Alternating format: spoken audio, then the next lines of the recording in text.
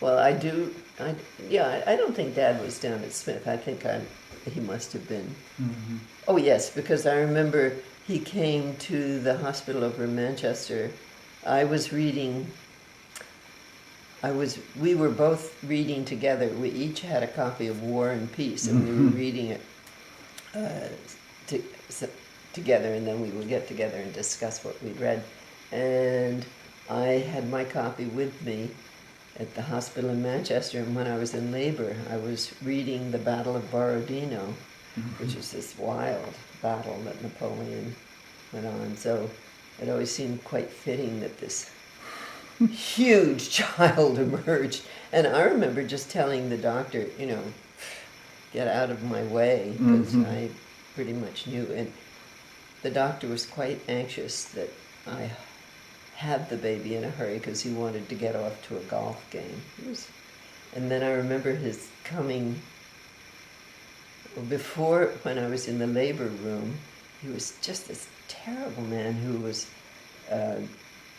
telling a woman who was next to me, a young woman who was terrified, what do you want me to do? Send you home again? Or I don't know. He was just so cruel and so terrible with this young woman who was in, terrible pain and anxiety and crying and everything. And so that when he came around to me, I had absolutely no use for him. Just had him get out. But I remember Dad coming to the hospital, and I could hear all this funny sound of people saying, "Oh no, oh look at that," whatever. And the nurses, that time I didn't have rooming in, I was just in a big ward with everybody. The nurses had put, Aaron had put a newborn little baby on Aaron's lap in the little crib. Because he was so huge, compares more than twice the size of the newborn baby. So I do remember that. Anyway. And when you were born... It came a whole month late? I was a whole month late? You were a whole month late. It was terrible weather. And you just did not want to emerge from the warm, comfortable place where you were. And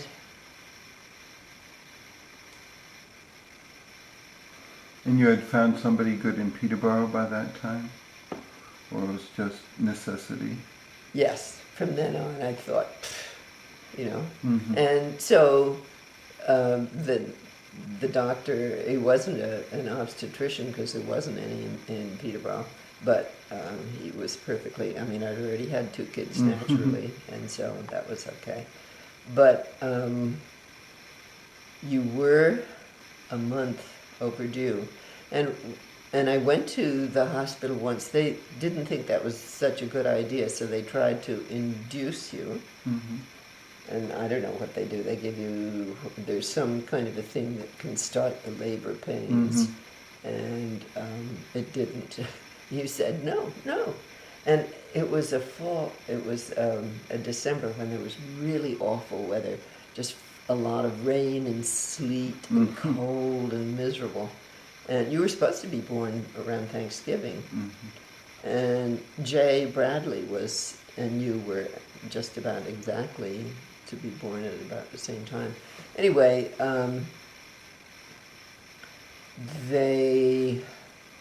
you wouldn't come the first time, so a month later, they did induce you again, and I can't remember, they might have broken the waters to make the labor begin.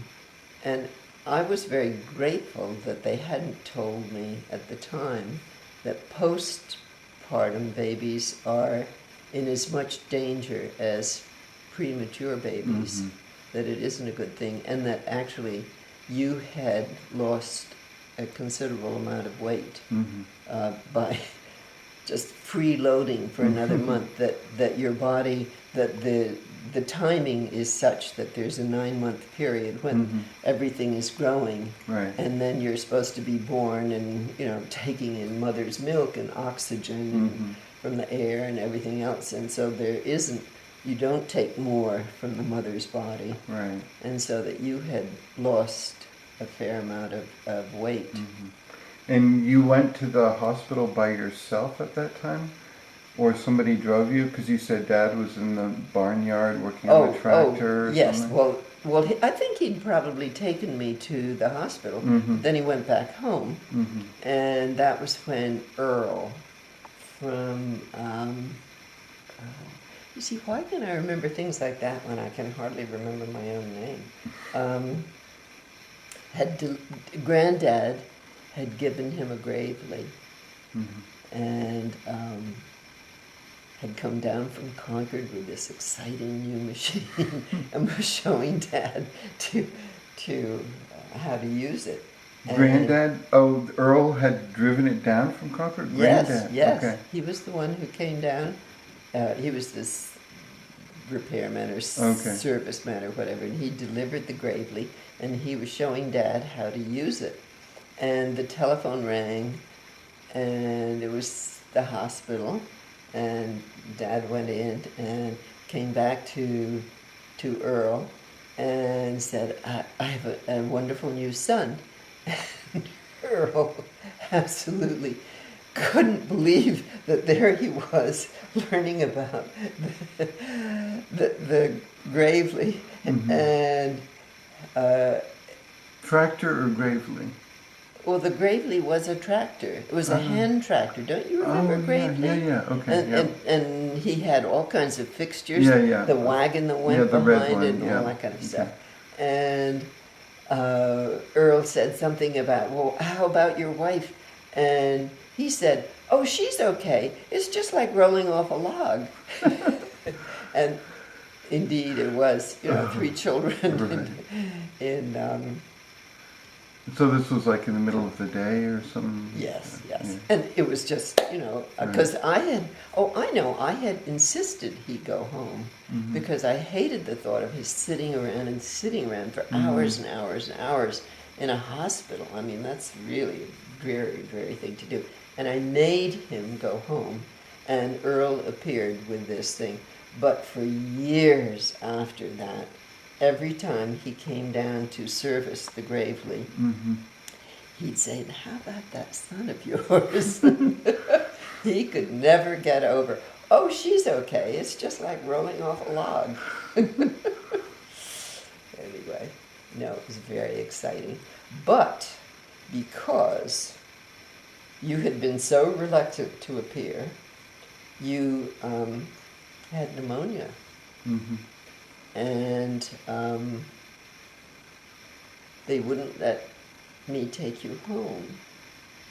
So I had to milk myself for, I don't know, it was probably about 10 days or so. I can't remember. Did you go back and forth? Oh yeah. About 3 or 4 times a day. But nowadays, your sisters have all used milking machines. They'll be sitting reading a book or holding a baby in their arms and talking and chatting, and this thing will just fill up a bottle with milk. I had this thing that looked like one of those horns that you put on a bicycle. It's a bulb, a rubber bulb, and then a glass suction cup.